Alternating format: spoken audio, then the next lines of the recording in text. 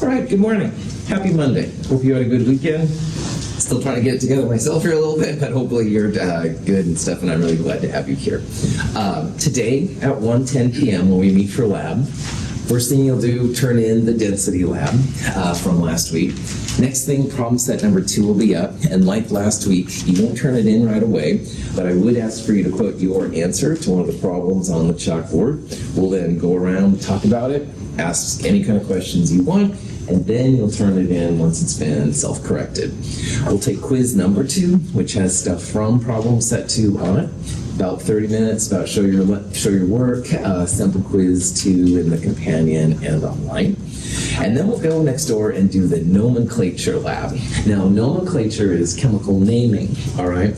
And we're going to see that the periodic table becomes really, really helpful. You are welcome to absolutely have a periodic table where you write on it if you write periodic table related things, all right? So you could have, for example, like where the metals and non-metals are and stuff like that. We will, I'll show you today in lab some examples of what you can write on it. If you'd like to get your own copy, mhchem.org/per-tab is the quick and dirty way to get the version that we're going to be using. And I'd like you to use this version of the periodic table. You'll find a gazillion different periodic tables, but the molar masses or atomic masses we talked about on Friday, the red numbers up here, will vary depending on which version you use.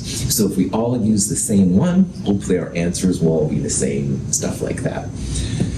Finally, if you haven't picked a class presentation element yet, it is worth a couple of points, and you need to do that by this Friday at 9 a.m.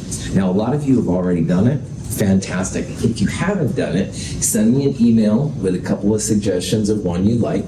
If you don't know or honestly care, which is fine, I understand, about which element you do, say pick one for me, and I'll try to pick a cool one, all right, for you, stuff like that. If you don't let me know by Friday at 9, I will assign an element to you, which is cool, but again, if you do it by this Friday, it is worth a couple of points. You can see if you have an element reserved if you go to check your grades. The grade book for Chem 221 is now active. I sent out an email on Friday with a link to it, but I can send it to you again if you can't find it. Any questions on any of that? Cool.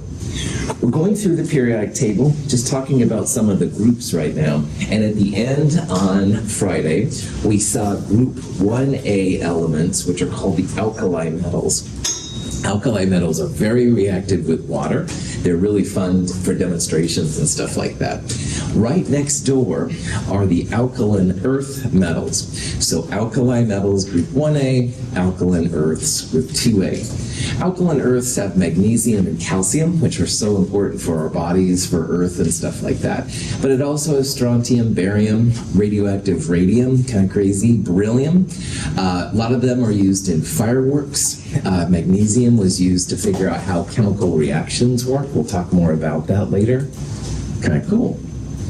Now, group 3A is not a name that I would want you to know / memorize / put on your cheat sheet. I would like you to know group 1A, alkali metals, and group 2A, alkaline earth metals.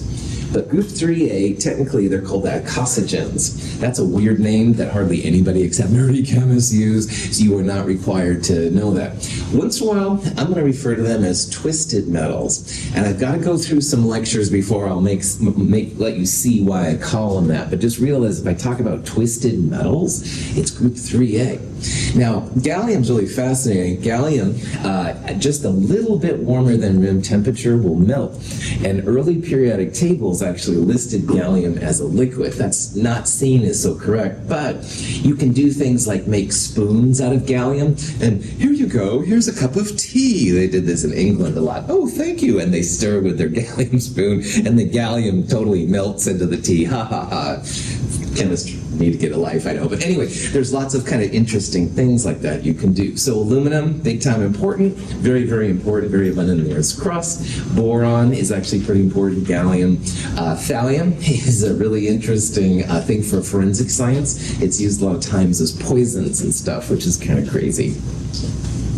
Now, group 4A, chemically, is all over the map, and we'll see this more coming up, but they're officially called the crystallogens. Carbon and silicon are more what we're going to call nonmetals later today, and that's a lot different than, say, tin and lead, which are hardcore metals. So we see both nonmetals and metals. Now, carbon is the backbone of life, DNA, caffeine, all these kind of things, really, really important. On the other hand, tin and lead, as you know, are used a lot by different things too. So lots of cool things. Diamond, one of the hardest substances known, which is kind of cool too. To get to the heart of the global warming story, the very heart of it, you've got to look past lonely polar bears and past melting glaciers and past the changing climate, because behind the scary news and the very scary Hollywood movie, it turns out that the scientific explanation for global warming depends to a very large degree on one particular atom, the atom that we call carbon. The more you know about this atom, the more you're going to know about global warming.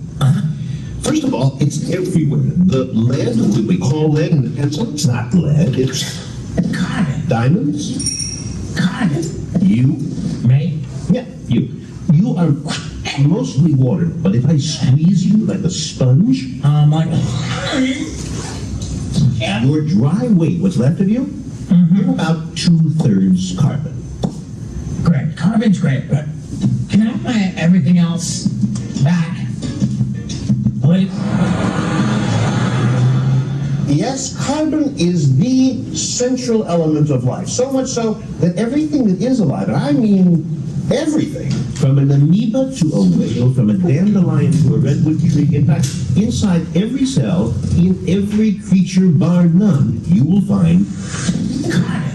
And why? Yeah, why? Because as the science writer Natalie Angier says, carbon is the duct tape of life. It stitches living things together. Carbon atoms are built to attach, to grab on to other atoms. They have, as you see, 4 points of attachment, and they love attaching. They can form jungle gyms. This is the inside of a diamond. They form sheets. This is graphite in a pencil. They form spheres.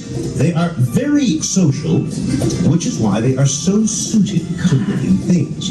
Living things, after all, come in all kinds of shapes, and carbon can make them all. But it's carbon's special ability to grab on, to grasp other atoms, that is now getting us in trouble. What starts down at the atomic level can, if we're not careful, lead to big, and I mean very big, problems. Now, this is kind of just an excerpt from a video created by PBS, and it's about greenhouse gases, and it's really fascinating, and I do encourage you to check out the whole thing. However, what I do like about this is it shows about carbon, and you can see that little carbon there had 4 little hands, all right? And we're going to talk more about those 4 little hands, but it bonds with almost everything. It bonds with nonmetals, oxygen, chlorine, hydrogen, really well, but it does make bonds with metals as well. And when carbon and oxygen come together, it's very hard to break those hands apart. And we'll talk more about this coming up. And that's carbon dioxide, which is the main problem with greenhouse gas and stuff like that. But carbon is the duct tape. I like that a lot. Carbon literally can bond to so many things. And that's what makes it both really powerful, but also kind of frustrating. Now, the next group over, group 5A, is not a name I need you to know either. It's called the pnictogens. Pnictogens starts with nonmetals at the top, nitrogen, phosphorus, and gets to serious metals at the bottom, including bismuth, which is a beautiful metal. There's one nitrogen compound, though, that if you don't know it already, I do want you to know / memorize / put on your cheat sheet, and that's ammonia. Now, ammonia is the active ingredient in things like Windex and other household cleaners.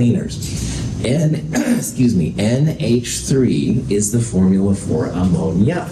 And ammonia is something we're going to talk about a lot in upcoming lectures. So just kind of keep that in the back of your mind.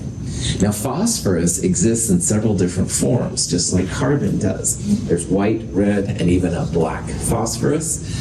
Pretty cool kind of stuff. One thing about phosphorus, though, it's amazing how they discovered phosphorus. And what they had to do, what this guy Brandt had to do, and again, check out the date, 1669, way before the United States was a country. Before even the United States was a country, Brandt took urine, which seems disgusting to me. He took urine because urine is golden color. And alchemy, which was the dominant version of chemistry at the time, thought that gold was the ultimate. And so they thought that maybe gold was in urine.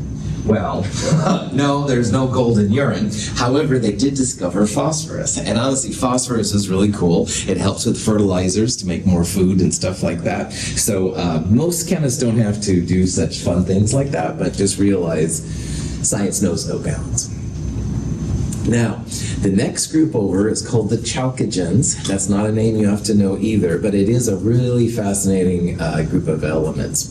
Oxygen, of course, what we're breathing. Sulfur, you can have a sulfur fire, stuff like that. Sulfuric acid. Selenium's used a lot in our body. Tellurium is too, and stuff like that. Pretty interesting. But the most interesting one by far is oxygen. Let's talk about oxygen just a little bit here. We're going to learn about oxygen. Element number 8, atomic mass 16, and an ambitious young student in elementary school. It's time for recess. Let's observe as oxygen tries to make friends on the playground. Here's helium all alone on the carousel. Not having much luck, is he? Perhaps oxygen can give him a hand. See that, students? Oxygen propels helium, much like a magnet. Looks as though helium has gone out to play somewhere else. Seems here that oxygen has made friends with iron. It's unfortunate, however, that they won't be able to play on that seesaw for long, since oxygen causes most metals to rust. I think someone should get the nurse.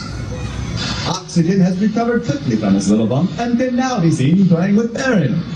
But they should be careful playing in that rocket, since oxygen is often used as ignition in engines.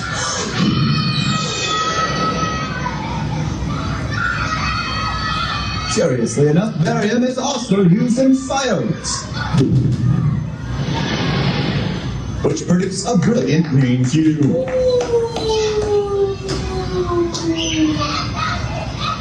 Don't be sad, oxygen. Maybe hydrogen can be your friend. See? Nothing bad will happen. That is, unless a second one jumps in. Water, H2O. That's it for oxygen. Be sure to watch our next lesson where we investigate the effects of helium in the upper atmosphere. This was an art project for a class, and I thought it was kind of funny and stuff.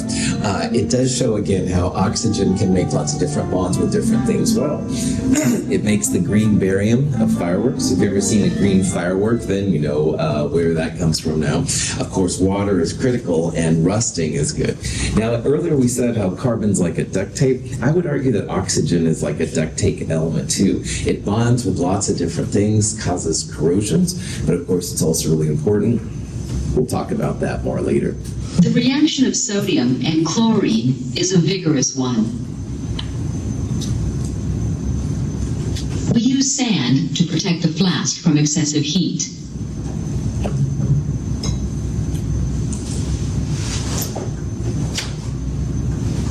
Then, we fill the flask with chlorine gas.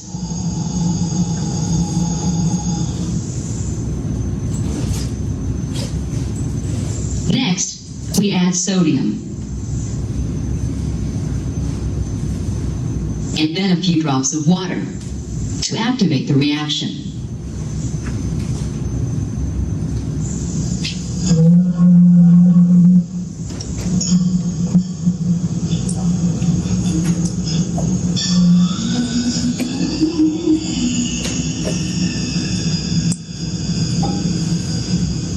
The reaction produces sodium chloride. The halogens is a name we'll use a lot, so make sure you know /memorize/ put this one on your cheat sheet. Fluorine, chlorine, bromine, and iodine are used a lot in both organic and inorganic chemistry. The most famous reaction probably of all of them is when chlorine reacts with sodium to make sodium chloride. So if you've ever put salt on French fries or something like that, the little white solid at the top there was actually sodium chloride. And I find this really interesting.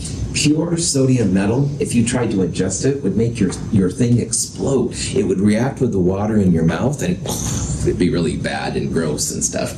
Chlorine, if you took a whiff of it, would kill you as well. It's a really toxic chemical.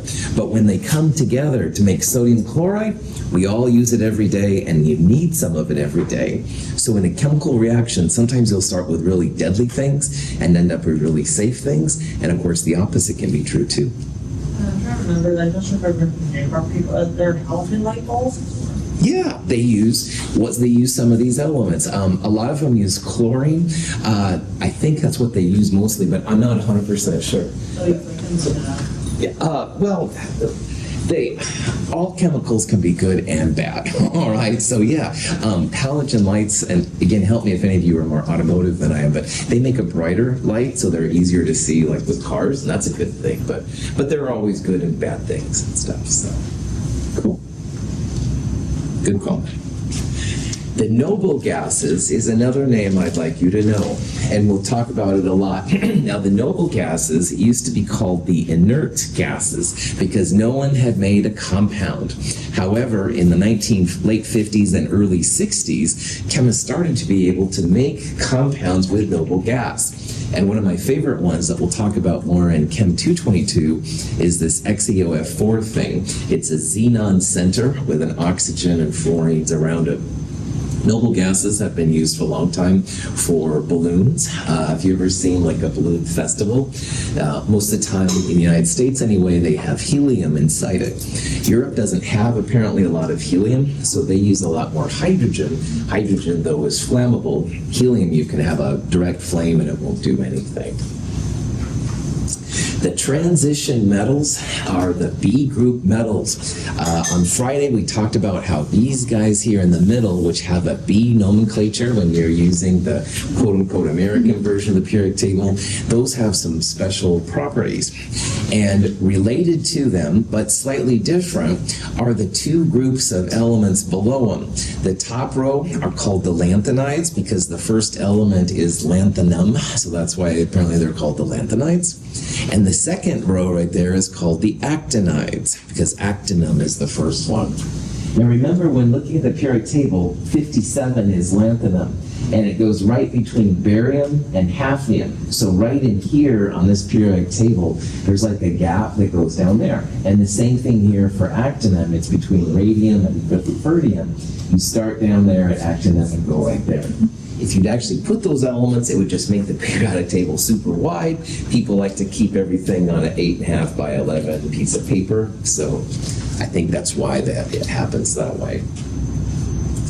The transition metals are very dear to my heart. Their reactivity is really cool, absolutely, but what really got me was the colors. You're going to see in this class that organic chemistry, if you're lucky, your compounds are white or black, and if you're unlucky, brown. That's basically the colors you're going to see in organic chemistry.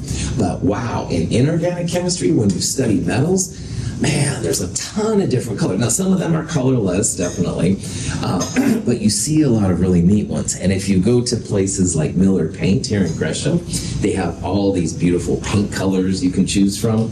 Almost all of them have some kind of a transition metal at their core that gives the paint the color. Pretty cool. So that's what got to me. These are all water-based transition metals, which is kind of neat. And we'll talk about these here in a little bit. All right, so that's it for Chapter 2, Part 1, which is kind of an overview of how chemists think about the world, a little about how the periodic table is organized and stuff like that. But now, in what I'm going to call Chapter 2, Part 2, which also covers Chapter 2, a little bit more of Chapter 3, we're going to start figuring out how the atoms come together to make compounds. And along the way, we'll talk about molecules, why some things have a charge associated with them, stuff like that. This is a cool chapter.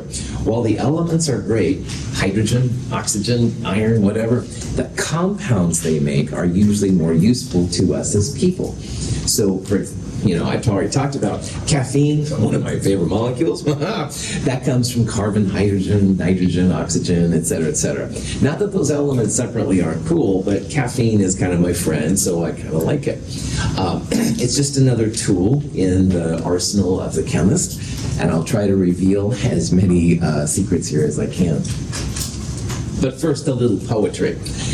Auntie Jane fed baby Nell what she thought was calomel. What the baby really ate was corrosive sublimate. Not much difference, I confess. Just one chlorine more and one baby less. So this is a horrible, horrible book. I see some shocked faces. I'm so apologetic. Here's the importance of this chapter. If I said, hey, go get me some mercury chloride, well, you'd go back and you'd see at least two different versions, all right? One is 1 mercury for every 1 chlorine. One has 1 mercury for every 2 chlorines. So you're like, no big deal. Extra chlorine shouldn't make a big difference, You come out, well, if it's for a baby, this is horribly toxic. All right, a lot of mercury is really bad news. That's not good for your babies, shall we say.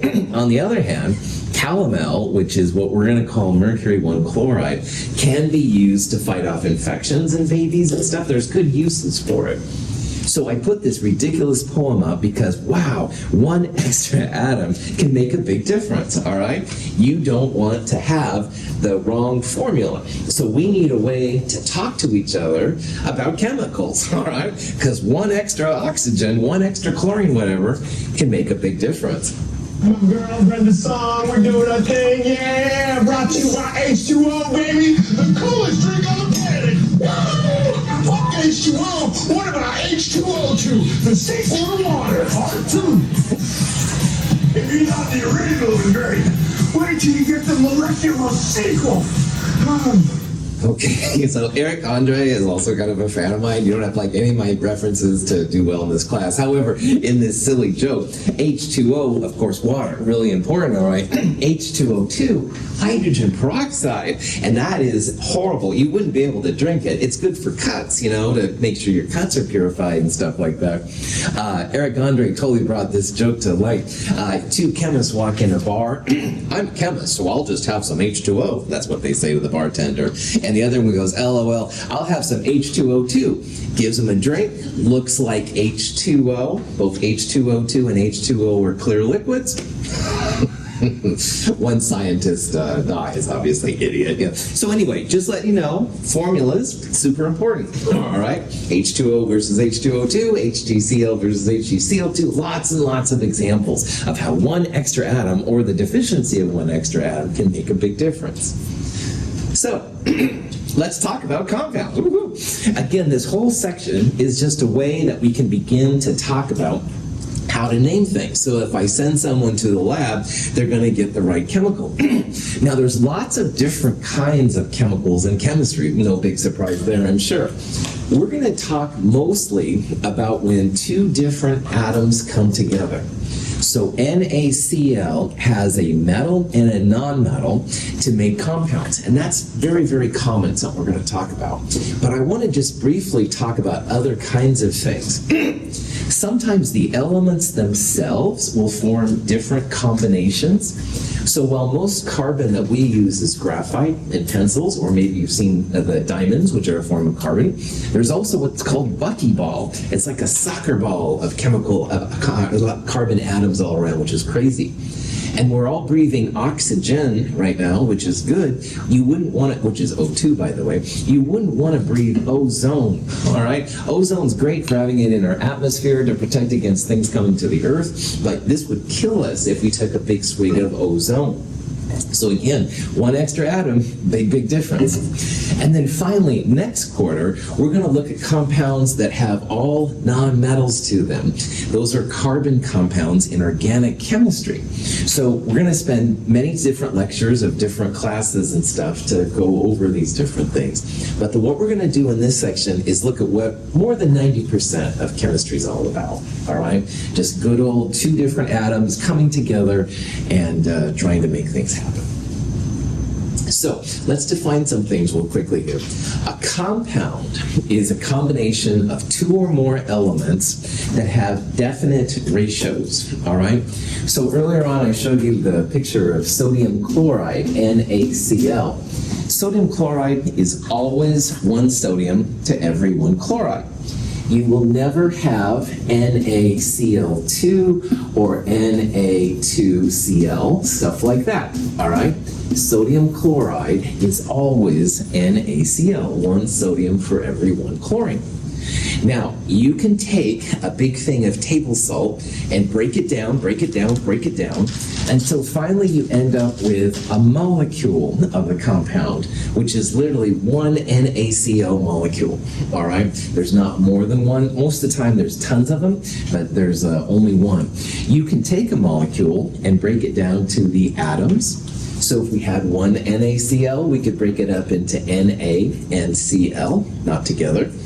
But molecule will be the smallest part that still has the properties of the overall compound. Now, a formula for a chemical is also something that's pretty important, and chemists have many different ways to write them. This is an example of a formula for a compound called glycine. Now, in this formula right here, notice first of all the colors. There's black atoms, white atoms, a couple reds, and a blue. Those correspond to the type of atoms in this molecule. So if you hadn't dealt with glycine before, you can say, oh yeah, 2 carbon atoms, 2 oxygen atoms, 1 nitrogen, and a total of 5 hydrogens. But you may not want to count up all the atoms all the time. So a lot of times chemists will represent formulas like this right here. It's like a quick way to tell how many atoms are inside. Now, this version has a lot of information in it that will be helpful to us, especially at Chem 222. But for right now, we're mostly going to look at what's called a condensed formula. It shows all the atoms. It may not show their orientations as well as other ones will, but it does have the parts that are going to be really important to us. Now, glycine can be written in several different ways. Most of the time we're going to look at like this, but sometimes you'll see the ordering of atoms listed like this. So if you start over here, this nitrogen is connected to 2 hydrogens, so that's the H2N. Then there's a C with 2 H's by it, so that's CH2. And then there's a C with a couple of oxygens, and finally a hydrogen. So once in a while you'll see these, they're sometimes called expanded formulas or something like that. They're a little bit more awkward, so we won't see a lot of them, but if you do, that's what happens. Structural formulas try to give information as to what the molecule looks like in space. Structural or condensed formulas, all of these are different ways to write it. Now, in Chem 222, if you look carefully, there's 2 lines right there, just like there's 2 lines right there, and there's single lines the rest of it. Those are single and double bonds, and in Chem 222, we're going to talk more about what single and double bonds mean.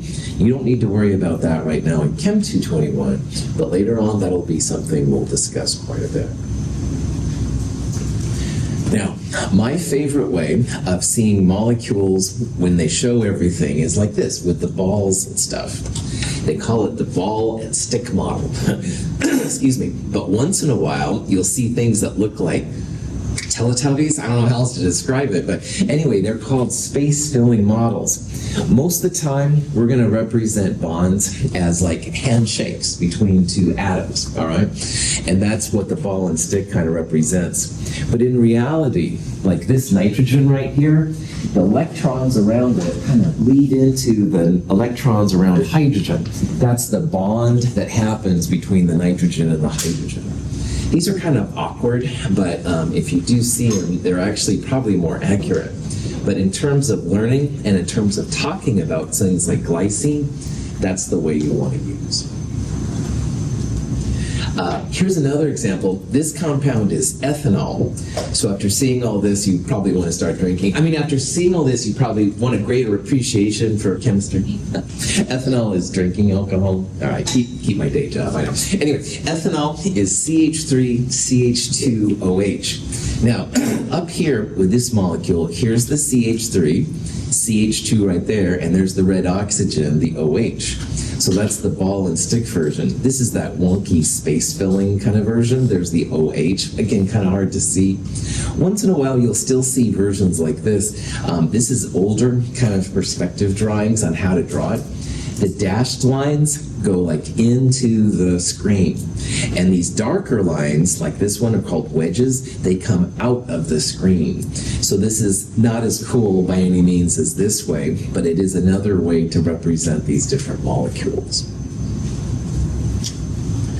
Now, when you're determining what a formula is, it's really helpful sometimes to think about empirical versus molecular formulas. So as an example of how this works, I'm going to show you some examples here of just some compounds. An empirical formula is the smallest whole number ratio of atoms. So water is H2O. If I divide the 2 by hydrogen and the invisible 1 by oxygen, and I need whole numbers, it's still going to be 2 to 1. Now I could do 1 to 0.5. Chemists hate fractions. Very rarely will we use fractions in chemistry. So I can't go any smaller than a 2 to 1 ratio. So in this case, water has an empirical and molecular formula, which are the same, H2O. And if I put the molecules out, it's H, oxygen's in the middle, and another H on the outside.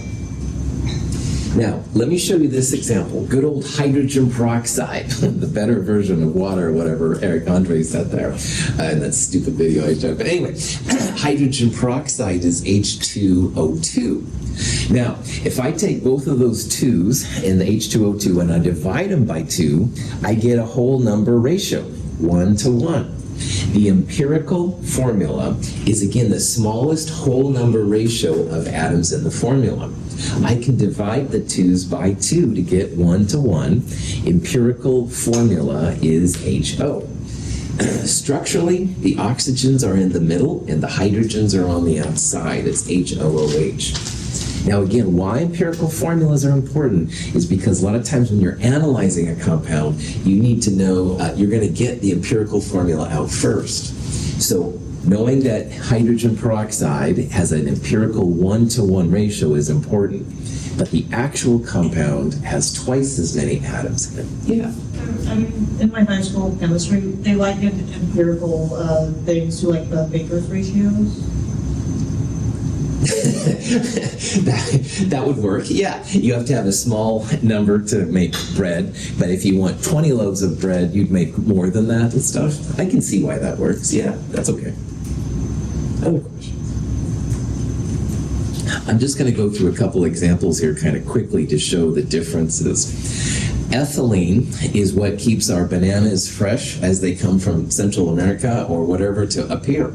And ethylene's formula is C2H4. We can divide both of these numbers by 2 to get an empirical formula of CH2.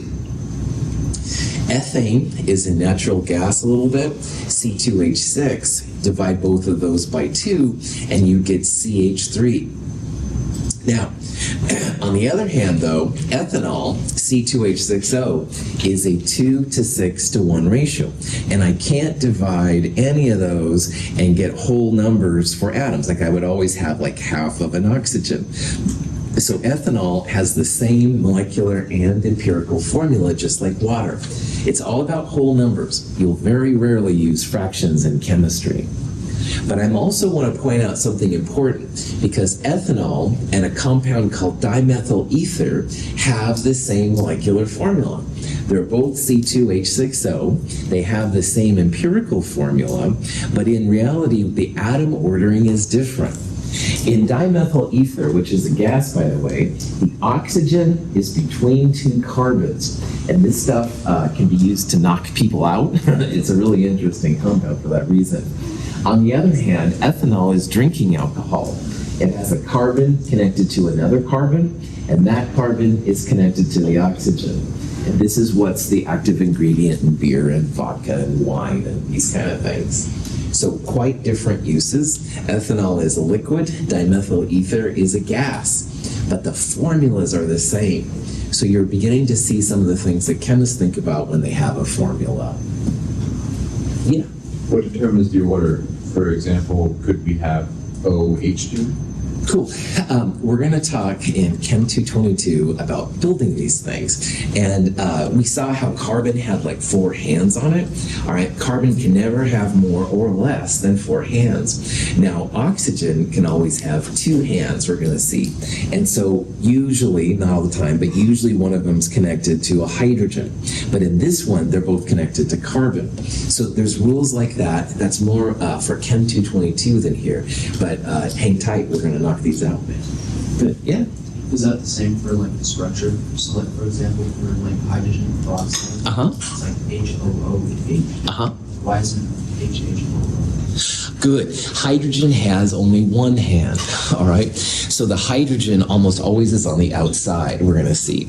And so because hydrogen has only 1 hand, it connects to oxygen, it connects to carbon, but hydrogen can't connect to, say, carbon and an oxygen at the same time and stuff. Good question. We're going to build our understanding of electrons, all right? And electrons are the hands we're going to see that make these bonds and stuff, but I have to share a few more things with you first. Good. Other questions? Great questions. Okay, so here's a question you might see. P4O10 is used sometimes in the military. Sometimes it creates a really bright light, all right, when it's ignited in a shell or something like that. Well, let's say that we wanted to find the empirical formula of P4O10. Well, P4O10, we would take the smallest whole number ratio of atoms. So for example, if we divide both of these numbers by 4, you'd have 1 phosphorus, but 10 divided by 4 is 2.5. And I'm letting you know right now, we will not use fractions in chemistry. There's one time, even I have to use fractions, but it ain't here. So don't use fractions by default, whole numbers. So we can't divide them by 4 without getting into fractions, and your instructor has a spaz. So instead of that, let's divide both of these numbers by 2, because then you can have 4 divided by 2 would be 2 phosphorus, 10 divided by 2 would be 5 oxygens, P2O5 would be the empirical formula. Any questions on that? Now, like I said, most of the time we're going to talk about when 2 different types of atoms come together, but I do want to mention what's called an allotrope. And an allotrope is when you have an element in more than one form. And probably the best example here is carbon. If you're writing with a pencil, you're using graphite. And graphite are like carbon in sheets. And as you write, one of the sheets like stays on the paper, basically. Graphite is very, very common. On the other hand, diamond is really expensive. All right, if you go to a jeweler's shop to get diamonds, you know that they can be really expensive. Well, both of these are carbon, all right? It's just how the atoms are oriented in space. So you can see kind of here, it's kind of a cheesy video, but there are little like sheets of carbon and graphite. This thing has a very intricate 3-dimensional network. Diamond's one of the hardest substances known. Carbon exists in other forms too, other allotropes. This is buckyball, which is like a soccer ball, all right? There's also what are called graphene, which they can make these long strings of carbon atoms. They think that maybe they could have elevators to space with graphene and stuff like that. So if you hear the term allotrope, it just means that an element has more than one form. So like oxygen, you want to breathe. Ozone would kill you, don't breathe that one. Do you have a question? Okay, no, that's cool. All right, the most important allotrope thing to know are going to be these here. These are called the 7 diatomics. And most of the elements are just individual atoms. So for example, if I had magnesium, magnesium is just magnesium atoms, 1, 2, 3, 4, 5, or gold, or helium, all right? But hydrogen, nitrogen, fluorine, oxygen, iodine, chlorine, and bromine are 7 of the most commonly used elements on the periodic table. And they don't exist as individual atoms. They exist as diatomic elements. Di means 2. So the 2 atoms come together to make a bond. So this ridiculous expression here, have no fear of ice clear brew, is what I use to remember the 7 diatomics. It's not hydrogen by itself, it's H2. It's not chlorine by itself, it's Cl2, all right? Now, if I asked if neon was diatomic or a regular monatomic, well, neon's not on this list. It would be monatomic, all right? And honestly, most of the elements are, but these 7 are very, very common, and so they will be important. In another chemistry class, sometimes people will talk about Hunkelbrief. That's another way to remember the 7 diatomics, but just kind of keep these in the back of your mind. All right, we're going to use these a lot. Like oxygen, of course, we're breathing right now. Nitrogen all around us, et cetera, et cetera. Again, we'll talk about why these 7 like to do this. It does go back to the hands, to the electrons that you guys were asking me about earlier. And we'll talk about this more in Chem 222. This is kind of a cool thing. Just shows here a leaf. And under the microscope and stuff, they're actually able to see the oxygen forming. I thought it was kind of a cool little video. So anyway, science is awesome. But anyway, I digress. I'm getting too artistic. There's other elements that have weird forms to them. Ozone, we talked about. Phosphorus has a whole bunch of different forms. And sulfur, they call it an octamer, which is 8 atoms. But I don't care if you know those. I'll help you with those. But I admit, I've got to have you know those 7 diatomics. Have no fear of ice clear brew, Hunkelbrief, whatever you want. Those 7 are going to be super important. But there are other ones besides these. I heard ozone has a very specific smell. Have you ever smelled it? I've been told that some people can smell it and some can't. But again, you be careful around ozone. It can really mess with your body. So, but a little bit, like if it's created in a spark of an engine or something, yeah, I've been told. But some people apparently can't smell it. So, okay, when you make a compound, there are 2 types of glue that hold the atoms together. And we're going to talk about first ionic compounds. And in an ionic compound, you have a handshake between something that's positive and something that's negative. Good old Ben Franklin saw that positives and negatives attract. On the other hand, negatives and negatives repel, and positives repel. So it's always those opposite charges which come together. And ionic compounds have something positive, which is officially called a cation. If you call it cation, I won't be sad or anything like that, but officially it's cation. And if you have something with a negative charge, it's called an anion. So when sodium chloride forms from sodium and chlorine, the sodium atom ends up giving up an electron. So we saw that sodium number 11 means 11 protons. And if it's neutral, it would have 11 electrons as well. We're going to see that metals love to give up electrons. So sodium loves to give up 1 electron. It still has 11 protons in the nucleus, but now it has only 10 electrons. So 11 times plus 1, positive 11, plus 10 times negative 1, because electrons are negative, minus 10, 11 minus 10, that's where the positive 1 sign comes from. It's literally protons plus electrons equal the charge. Neutral sodium has all the protons and electrons, so it's 0 charge, no charge. But when you make a sodium cation, it's missing an electron, sodium plus. Now, electrons are super reactive, so in this case, the electron goes to a chlorine atom. Now, chlorine is number 17 on the periodic table, 17 protons, 17 electrons. It takes that electron, and now it has 18 electrons, but still only 17 protons.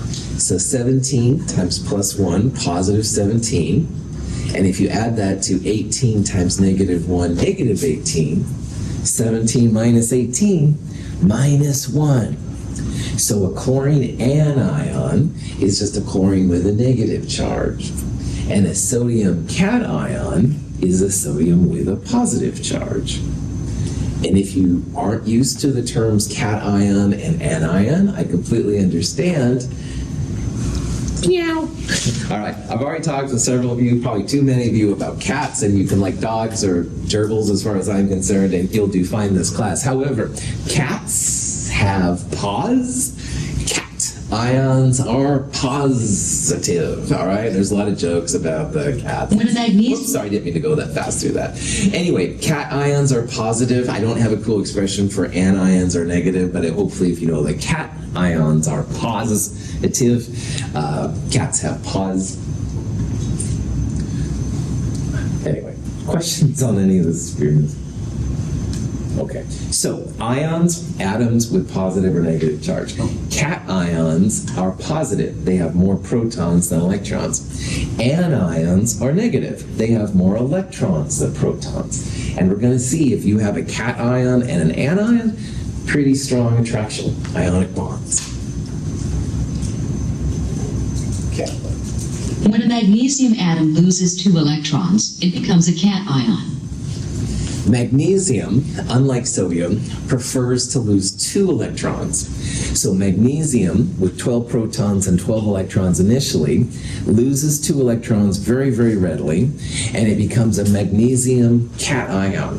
Again, cation means it's positive. In this case, magnesium has lost 2 electrons. We'll talk about how you can figure out how many electrons are gained or lost by atoms. Fluorine becomes an anion when it gains 1 electron. Fluorine, like chlorine, likes to gain 1 electron to become a fluorine anion, all right? So an anion is negative and a cation is positive. Now, sodium and magnesium lost different numbers of electrons, all right? And not all elements like to gain only 1 electron. So we have to go through some rules to figure out what exactly, how many electrons will be gained or lost of different species. First of all, let's talk about what a metal and a non-metal is. Now, there's the metalloid line, which kind of goes diagonal like that. And we're going to talk more about metalloids here in a little bit. But just realize that by default, elements above the metalloid line are generally seen as having some positive and some negative things. But everything to the left, and that's all the transition metals, the main group metals, 1A and 2A, lanthanides, actinides, maybe not hydrogen. We'll talk about hydrogen more later. Those are all metals. And all metals generally love to lose electrons. Yes, there are exceptions, but we won't talk about it. If you want to talk to me later, sometime outside of class, we can. But we're going to assume for right now that all metals lose electrons. There are some metals under the metalloid line. Tin, lead, thallium, these also like to lose electrons. So most of the periodic table is metallic, and they all like to lose electrons. We're going to see that things above the metalloid line in this upper right-hand corner, those generally like to gain the electrons that the metals lose. So of the metals, there are 2 groups of metals where scientists can predict the charge on the metal. We already saw how sodium likes to lose 1 electron, but magnesium likes to lose 2 electrons. The group number for the group for 1A and 2A tells you what the charge is going to be. All of the alkali metals, this group here on the far left, those are all going to be +1. This is important. So potassium, K right there, always for us +1, all right? Not +2, not -3 or something like that. Always +1. And right next door, the alkaline earth metals, magnesium, we talked about, calcium, strontium, barium, always +2. So you won't see barium as +4 or +1. For us, always +2. So group 1A and group 2A, their charge equals the group. So if you're ever curious what beryllium is, beryllium's in group 2A, +2. There's also 6 elements that are called the stairs, and the stairs are also fixed charge metals. And if you use your imagination a little bit, the stairs start at silver. It's a single step. And then zinc and cadmium, 2 elements, that's the second step. And then aluminum, gallium, and indium, that's the 3rd step. So in this little picture right here, I've tried to highlight the stairs. +1 for silver on the first step, +2 for zinc and cadmium on the second step, and +3 for these 3 on the 3rd step. And again, we won't in this class see aluminum as anything but +3, and we won't see silver as anything but +1. So, groups 1A, all +1. Group 2A, all +2, and the stairs you know. We're going to talk about this more this afternoon in the lab, the nomenclature lab, but this will get us started. Questions? All right, see you at 1:10 today. Have a great day.